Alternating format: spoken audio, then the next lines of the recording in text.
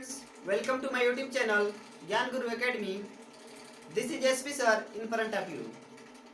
Dear student, previous class में हमने बात की थी, जैसा कि आप सभी को पता है, हम इस समय पढ़ रहे हैं क्लास 12th का फिजिक्स.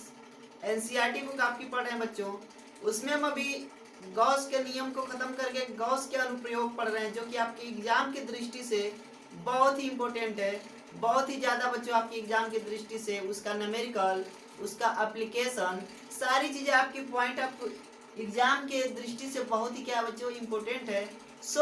हमने इसमें आप लोग का जो क्या होता है अनुप्रयोग होता है वो करवा दिया है. एक अनुप्रयोग भी हमने करवा दिया आप लोग को. आज हम उसका दूसरा अनुप्रयोग आपको बताएंगे. तो ये आपका जो आज का क्लास है बहुत ही इंपॉर्टेंट है. इसे अच्छी तरह से देखिएगा. आज मैं आप लोग को बहुत ही अच्छी तरह से इसको प्रूव करना सिखाऊंगा कि गॉस के नियम को जो दूसरा अनुप्रयोग उसे किस तरह से प्रूव करेंगे और इस पे जो बेस्ड क्वेश्चंस होते हैं किस तरह. तो बच्चों आज हम इसको क्या करेंगे, पूरी तरह से हम इसको प्रूव करेंगे. तो आइए देखते हैं आज का क्लास क्या है बच्चों. आज का क्लास है गॉस का नियम का दूसरा, अनंत विस्तार की आवेशित समतल पतली अचालक शीट के कारण विद्युत क्षेत्र की तीव्रता.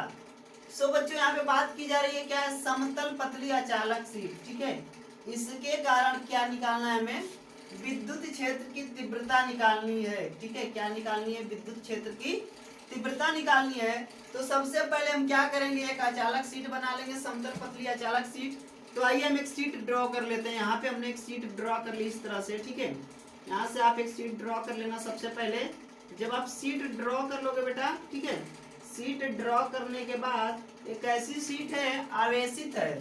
ठीक है, तो आवेश इस पे मान लीजिए कि प्लस आवेश है. क्या है बच्चों, प्लस आवेश है. ठीक है, यहाँ पे इस तरह से आप दिखा देना कि ये क्या है, आवेशित है. इस तरह से आप दिखा सकते हो कि ये क्या है बच्चों, आवेशित है. अब क्या करना है, इनसे आवेशित समतल पतली अचालक शीट के कारण, तो बच्चों इस शीट से कुछ दूरी पे एक बिंदु मान लीजिए. ठीक है, इस शीट से कुछ दूरी पे आप एक बिंदु मान लीजिए. मान लीजिए कि इस शीट से कुछ दूरी पे एक बिंदु है. मान लीजिए कि बिंदु इसका क्या है बच्चों, P है. इस बिंदु को हमने क्या कर लिया, ड्रॉ कर लिया. यहाँ पे एक बिंदु हमने मान लिया. ठीक है, एक बिंदु मान लिया बच्चों. इस बिंदु का नाम क्या दिया, P. अब क्या करेंगे, इस बिंदु पर एक गॉसियन पृष्ठ की कल्पना कर लेंगे. गॉसियन पृष्ठ की क्या कर लेंगे, कल्पना कर लेंगे. प्रीवियस जो आप लोग का अनुप्रयोग था उसमें भी हमने गॉसियन पृष्ठ की क्या की थी, कल्पना की थी. तो यहाँ पे भी हम क्या करेंगे बच्चों, गॉसियन पृष्ठ की हम कल्पना कर लेंगे. तो मान लीजिए कि वो गॉसियन पृष्ठ यहाँ पर भी हम क्या ले रहे हैं बच्चों, बेलन कोई ले रहे हैं. क्या ले रहे हैं, कोई बेलन है. ठीक है, तो यहाँ पे जब आप किसी गॉसियन पृष्ठ की कल्पना करोगे तो इस तरह से बेलन बनाओगे. यहाँ से आप इस तरह से बना सकते हो बच्चों. ठीक है, आप इनको इस तरह से ड्रॉ कर लेंगे. ठीक, अब यहाँ पे एक चीज स्पष्ट तौर पे देखिए, ये जो बेलन है आप लोग को बताया था उस दिन कि किसी भी बेलन पे, जैसे यहाँ बेलन है तो इस पे जो पृष्ठ का क्षेत्रफल कहाँ कहाँ है, एक यहाँ पे और एक यहाँ पे और एक इस पूरे पृष्ठ के ऊपर. तो यहाँ पे हम लिख सकते हैं, क्या लिख सकते हैं बच्चों, S1 S2 और S3 एक यहाँ पे. क्लियर है, कोई दिक्कत यहाँ तक.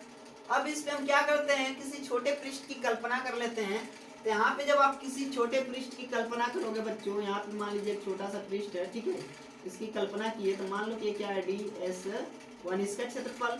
और यहाँ इसी तरह से यहाँ पे भी किसी छोटे पृष्ठ की कल्पना करोगे तो इसको मान लीजिए क्या है, DS2 इसका क्षेत्रफल. उसी तरह से यहाँ पे जब आप करोगे बच्चों तो इसको मान लीजिए क्या है, क्या है, DS3 है, DS3 इसका क्षेत्रफल. क्लियर है, इस तरह से आप कर सकते हो कल्पना. अब एक चीज स्पष्ट तौर पे समझ में आ रही है कि किसी बेलन पे, ठीक है, ये आपका बेलन है, तो इस पे जो बच्चों इसकी रेखाएं निकलेंगी, विद्युत क्षेत्र की रेखाएं, वो कैसे निकलेंगी, इसके बिल्कुल लंबवत निकलती हैं. इसके लंबवत निकलेगी बिल्कुल इसके आपके तरफ इस तरह से. ठीक है, इसके भी लंबवत निकलेगी. तो दोनों तरफ ये इसके क्या निकलेंगी बच्चों, लंबवत निकलेंगी. जो इनकी रेखाएं होंगी इस तरह से लंबवत निकलेंगी. इसकी रेखा भी क्या होगी, इस तरह से लंबवत निकलेगी. ठीक है, यही रेखा आपकी क्या है DS2 और ये आप लोग की DS1। क्लियर है? यहाँ इसे आप यहाँ पे भी लिख सकते हैं, क्या लिख सकते हैं DS2, ठीक है, और यहाँ पे लिख सकते हैं DS1। अब एक चीज आप लोग को अच्छी तरह से पता है बच्चों, जो समतल पृष्ठ पे वैद्युत बल की रेखाएं होती है, पूरा समतल पृष्ठ है आपका है, ठीक है, समतल पृष्ठ पर वैद्युत बल की जो रेखाएं होती हैं वो कैसे कार्य करती हैं। जैसे मान लीजिए कि ये जो हमने इसको बेलन को लिया हुआ है, ये समतल पृष्ठ है, ठीक है, क्या है बच्चों, समतल पतली क्या है आपकी अचालक सीट है। तो मान लीजिए कि यही अचालक सीट है आपकी, क्या है अचालक सीट है, और इस पे आपने एक बेलन को इस तरह से घुसाया हुआ है, इसमें लगाया हुआ है, तो इसके आर पर इस बेलन को लगाओगे, ठीक है, मान लीजिए आर पर जब लगेगा बच्चों, ठीक है, तो होगा क्या कि इसके आर पर मान लीजिए कि इधर से लग गया आर पर, मान लीजिए आर पर आप लगा लीजिएगा, तो इसकी रेखा तो इस तरह से निकल रही है, इस तरह से बाहर की तरफ, ठीक है, तो इसकी रेखा भी इसके क्या होती है लंबवत निकलती है, तो इसकी रेखा भी इस जो समतल आपका क्या है समतल पतली अचालक सीट है, इसकी रेखा भी इसके लंबवत ही निकलती है। तो इसकी जो रेखा निकलेगी बच्चों इस समतल अचालक पृष्ठ की, इसकी भी इससे ही निकलेगी, यानी कि ये आपका ई हो गया, ठीक है। इधर अगर हम देखें तो ये भी इसके लंबवत निकलेगी, ठीक है, ये इधर का आपका ई हो गया, ठीक है। अब बात करते हैं इसकी जो इस पे पृष्ठ है, ठीक है, तो इसकी जो रेखा होगी बच्चों ऊपर वाले की यहाँ पे होगी, और यहाँ पे जो है क्या है इस अचालक सीट की ये जो है आप लोग का ये इधर निकले, ठीक है। तो अब एक चीज स्पष्ट है बच्चों, यहाँ पे ध्यान से देखिए, इस समतल पृष्ठ की जो रेखा इधर निकल रही है यहाँ पे DS1 पे, तो वहां पे जो रेखा निकल रही है बच्चों DS1 पे, अब आप एक चीज दिमाग लगाइए कि इसकी रेखा इसी तरफ है और इसकी रेखा भी क्या है इसी तरफ है, दोनों की रेखाएं एक ही तरफ है, अर्थात जो इनके बीच कोण बनेगा एक ही बिंदु पे बना, अर्थात यहाँ पे 0 अंश का कोण बनेगा, ठीक है। उसी तरह से अब यहाँ पे भी बच्चों एक ही तरफ रेखाएं हैं, तो कोण कितने अंश का बनेगा, यहाँ पे भी 0 अंश का बनेगा, DS2 के बीच जो कोण बनेगा आपका, ठीक है। लेकिन यहाँ पे कोण जो बनेगा आपका, देखिए एक रेखा ऊपर की तरफ इस तरह से जा रही है और एक रेखा आपकी इधर की तरफ जा रही है, तो इनके बीच जो एक कोण बनेगा वो कितने अंश का बनेगा बच्चों 90 डिग्री का कोण बनेगा, यानी कि DS3 के बीच जो कोण बनेगा बच्चों कितने अंश का बनेगा 90 डिग्री का बनेगा। क्लियर हो गया? इतनी चीज आप समझ लिए? जब इतनी समझ लिए तो आइए अब इसको हल करते हैं। देखते हैं S1 जो आप लोग का S1 है बच्चों, ये क्या है S1, इससे गुजरने वाला फ्लक्स, तो यहाँ पे हम लिख सकते हैं S1 से गुजरने वाला फ्लक्स, S1 से गुजरने वाला फ्लक्स। अब बच्चों जो S1 से फ्लक्स गुजरेगा, सबसे बड़ी चीज देखिए यहाँ पे जो फ्लक्स गुजरेगा, मान लीजिए कि फ्लक्स को आप क्या मानते हो फाई, तो d∅1 S1 से ले रहे हैं, ठीक है, बराबर क्या होगा बच्चों, ठीक है, ये जो इसकी विद्युत क्षेत्र की दिशा है क्या है E, ठीक है, E/2 जो इनके बीच ये जो क्या है छोटे से पृष्ठ पे जो क्षेत्रफल है वो क्या है DS1 E/DS1। अब एक चीज देखिए, ये जो आप लोग की विद्युत क्षेत्र की दिशा है ए बी आपकी क्या होती है, आपकी ध्यान से देखिए वेक्टर होती है, यानी कि सदिश, और ए बी आपका सदिश, ठीक है। यहाँ तो हमने निकाला एक छोटे सा पृष्ठ, जो हमने माना था छोटा सा पृष्ठ, उस पे निकाला है, लेकिन अब हमको इसके संपूर्ण पृष्ठ पे निकालना है। तो संपूर्ण पृष्ठ पे निकालने के लिए आप लोग को क्या बताया था बच्चों, ठीक है, बताया था कि एक सिंपल सा मेथड होता है हमारा, क्या होता है इंटीग्रेशन का, क्या होता है इंटीग्रेशन के मेथड पे हम इसे निकाल सकते हैं। तो आइए करते हैं इंटीग्रेशन, ठीक है, इन दोनों का हम क्या करेंगे बच्चों इंटीग्रेशन करेंगे, तो इनका इंटीग्रेशन और इनका इंटीग्रेशन, तो integration of d∅1 equal integration of E vector, ठीक है, DS1, ठीक है। अब बच्चों जब हम इनके इंटीग्रेशन को हल करेंगे तो आगे हमें क्या मिलेगा, ठीक है। अब इनके बीच कुछ कोण भी तो बन रहा था, कोण क्या बन रहा था देखिए, इसकी विद्युत क्षेत्र की दिशा भी यही और इसकी भी दिशा DS1 की दिशा भी यही, यानी कि जब दोनों की दिशाएं सेम है, यानी कि एक ही पे कोण बनेगा इस तरह से, ठीक है। तो फिर बेटा इनके बीच जो झुकाव है वो बिल्कुल जीरो होता है, क्योंकि कोण उसी को तो कहते हैं, दो किसके, दो किरणों के झुकाव को क्या कहते हैं, कोण कहते हैं। तो इनके झुकाव जो है इनके बीच जीरो अंश के हो रहे हैं, तो यहाँ पे इनके बीच जो कोण बनेगा जीरो अंश का होगा। तो हम लिख सकते हैं integration of d phi 1 equal to integration of E ds1, उसके बाद क्या बच्चों, cos थीटा। क्या हो जाएगा, ds1 cos थीटा। इतना क्लियर हुआ, ई ds1 cos थीटा। अब थीटा बराबर यहाँ पे क्या है बच्चों, ठीक है, थीटा बराबर क्या है उनको देखेंगे, क्योंकि थीटा बराबर है यहाँ पे, क्योंकि थीटा बराबर आपका है जीरो, अभी जीरो अंश का कोण बन रहा है, ठीक है। जब थीटा बराबर जीरो है बच्चों, तो cos थीटा, cos, ठीक है, cos जीरो अंश का जो मान होता है वो होता है 1। यहाँ पे cos थीटा जो मान है बच्चों, इनको रख लेंगे यहाँ पे, ठीक है। तो जब इनके मान को हम यहाँ रखेंगे, कहाँ से हल करें, यहाँ से हल कर देता हूँ, ठीक है। अब यहाँ पे हम क्या करेंगे, इनके मान को जब पुट करेंगे यहाँ पे, integration of d phi 1 equal to integration of E ds1 cos zero, और cos जीरो का मान 1 होता है, तो 1 का इसमें मल्टीप्लाई करेंगे तो क्या आ जाएगा बच्चों, इंटीग्रेशन ऑफ ई ds1, ठीक है। अब हम इनको हल करेंगे तो इनका इंटीग्रेशन क्या आएगा बच्चों, हमारा सिर्फ और सिर्फ फाई 1 इक्वल टू ई, आपका यहाँ पे क्या हो जाएगा, इंटीग्रेशन से बाहर होगा तो ई, उसके बाद क्या बचेगा बच्चों, ds1, और ds1 इसका क्या है बच्चों, ठीक है, एक्सेलरेशन है, तो यहाँ पे हम लिख सकते हैं फाई 1 बराबर ई, और ये टोटल आपका इसका एक्सेलरेशन ई ए, समझ गए, ठीक है। यहाँ पे आपने क्या कर लिया, ई क्या हुआ, फाई 1 बराबर ई, ठीक है, इंटीग्रेशन ऑफ ds1, और ds1 क्या हुआ बच्चों आप लोग का, उसके बराबर ds1 बराबर क्या हमने माना है, यहाँ पे ध्यान से देखिए, यहाँ पे हमने माना है, माना इंटीग्रेशन ऑफ ds1 बराबर a, और यहाँ पे हमने a को रख दिया। जब यहाँ पे आपने a को रखा था, क्या मिला आपको, समीकरण नंबर 1, समीकरण नंबर 1 मिल गया यहाँ पे, ठीक है। अब जब समीकरण नंबर 1 मिल गया, तो अब हम क्या करेंगे बच्चों, दूसरे को भी हल करेंगे। जब आप दूसरे को हल करोगे तो यहाँ पे S1 को निकाले हो, अब निकालोगे S2 से गुजरने वाला फ्लक्स, S2 से गुजरने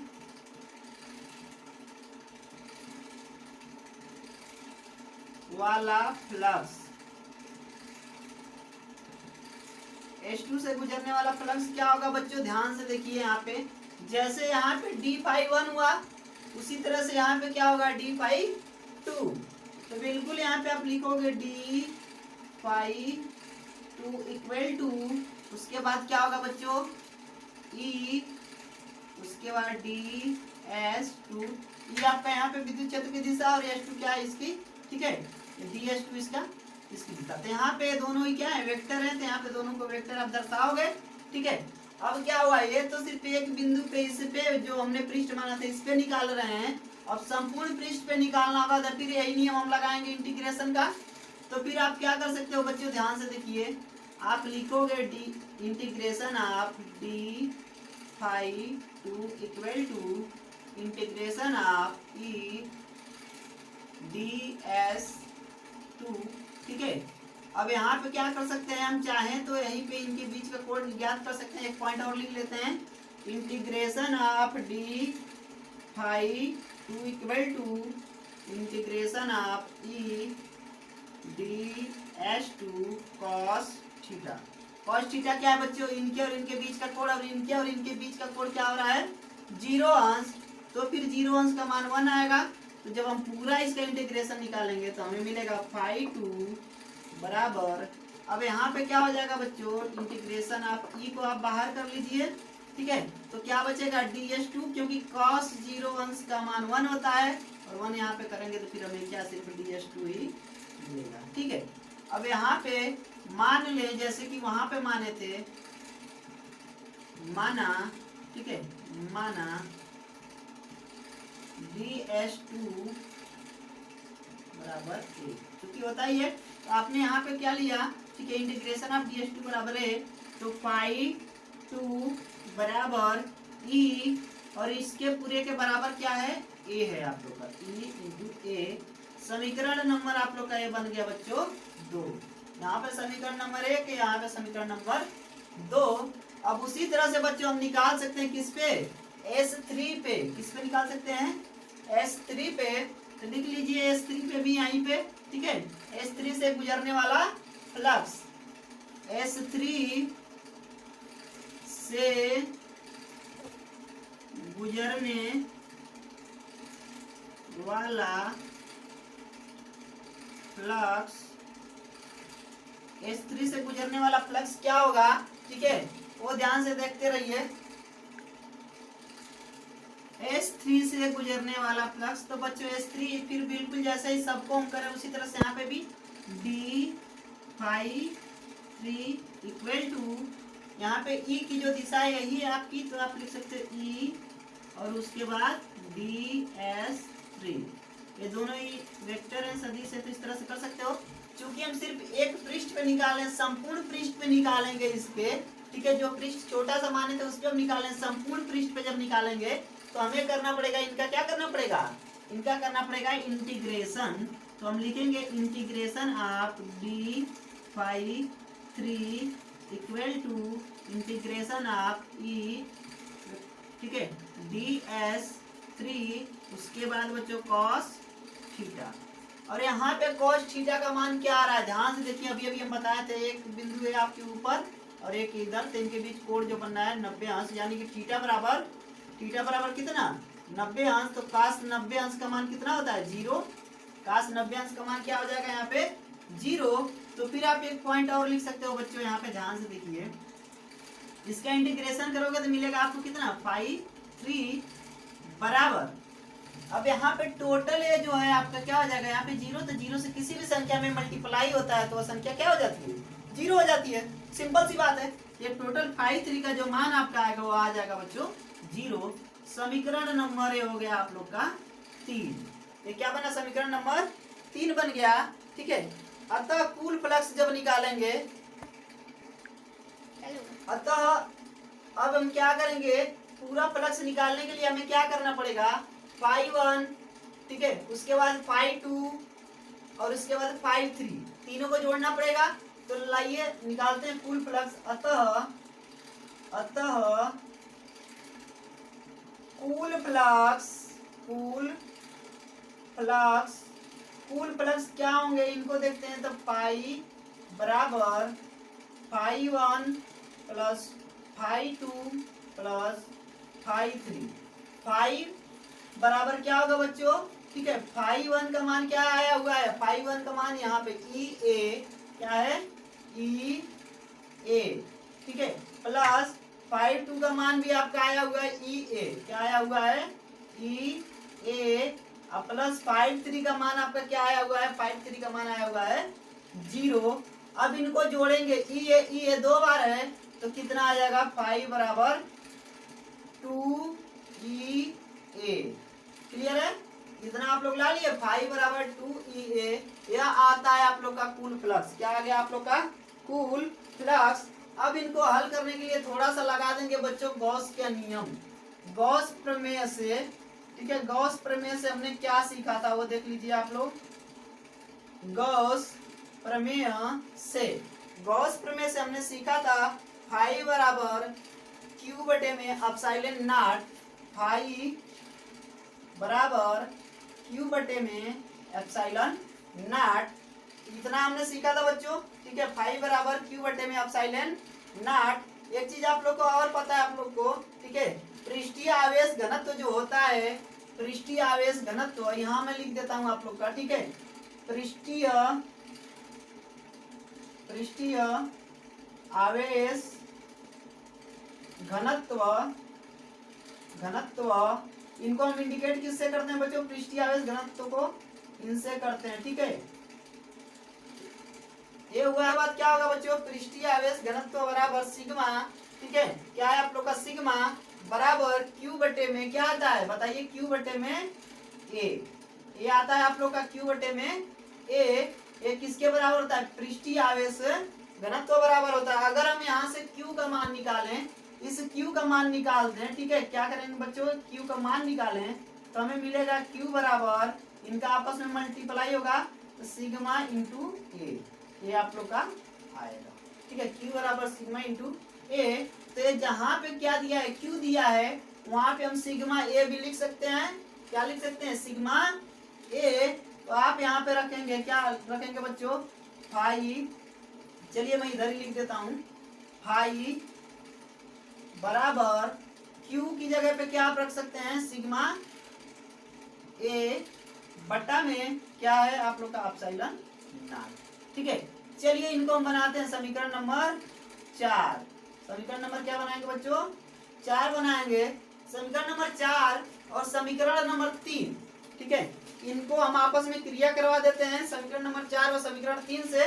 यहाँ पे आपका है बच्चों समीकरण 4 व समीकरण 3 से, समीकरण 4 व समीकरण 3 से, समीकरण 4 व समीकरण 3 से। यहाँ पे ध्यान से देखिए, इनका एक पक्ष बराबर दिख रहा है फाई, ठीक है। कहाँ गया आप लोग का समीकरण 4?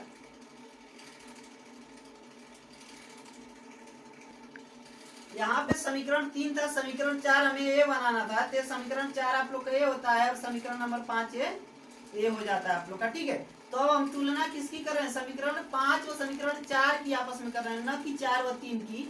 तो हम किसकी करेंगे? समीकरण 4 और समीकरण 5 से। बच्चों यहाँ पे देखिए, इनका एक पक्ष जो है बराबर है, इनका एक पक्ष बराबर है तो दूसरा पक्ष भी आपस में क्या हो जाएगा? बराबर हो जाएगा। तो हम लिख सकते हैं 2e बराबर इतना, ठीक है। आइए लिखते हैं 2e बराबर में sigma A upon epsilon not, ठीक है। इतना आपने लिख लिया बच्चों। अब ई को यहीं रहने दीजिए, ठीक है। क्या कीजिए? ई को यहीं रहने दीजिए, 2a को उठा के इधर लाइए, ठीक है। तो जब आप ई को यहीं छोड़ देंगे ऐसे, तो ये अकेले रह गया, लेकिन 2a किसके साथ आ जाएगा? इसके साथ। तो मिलेगा आपको सिग्मा ए बटा में एप्सिलॉन नॉट है और 2a इधर आ गया, एप्सिलॉन नॉट इंटू 2a। ए से आपका कैंसिल हो गया, तो फिर आपको क्या मिलेगा बच्चों? ई बराबर सिग्मा बटा में 2 एप्सिलॉन नॉट, और यहाँ पे आप लोग का आ जाता है फार्मूला, ठीक है। तो बच्चों आज हमने क्या किया कि अनंत विस्तार की आवेशित समतल पतली अचालक शीट के कारण विद्युत क्षेत्र की तीव्रता ज्ञात कर ली। क्लियर है? ठीक है। इसे ज्ञात करने के लिए हमें बस क्या है, पहला जब आपने कर लिया है डेरिवेशन, तो दूसरे डेरिवेशन में कोई प्रॉब्लम नहीं होगी। और अगर इसमें कोई प्रॉब्लम हो रही है तो पहला डेरिवेशन जाके आप अच्छी तरह से देख लीजिए, तो गारंटी है कि इसमें कोई प्रॉब्लम नहीं होगी। फिर भी कोई प्रॉब्लम हो बेटा, तो मैं जब इसका तीसरा अनुप्रयोग बताऊंगा तो आप इसमें अगर कमेंट करके नीचे बता देंगे तो उसके तीसरे अनुप्रयोग में मैं आप लोग को जरूर बता दूंगा, ठीक है। तो अगर अभी तक आपको ये समझ में ना आया हो, ठीक है, तो जरूर से आप लोग क्या कीजिए कि कमेंट में हमें बताइए। अगर अभी तक चैनल पे नए हैं, अभी तक आपने हमारे चैनल को सब्सक्राइब नहीं किया है, तो जल्दी से कर लें और बेल आइकन को भी दबा लें। ज़्यादा से ज़्यादा अपने दोस्तों में शेयर कीजिए ताकि हमारी वीडियोज उन बच्चों तक पहुंच सके जिनको इसकी आवश्यकता है। तो बच्चों चलिए मिलते हैं अगले क्लास में, तब तक के लिए best of luck for your bright future.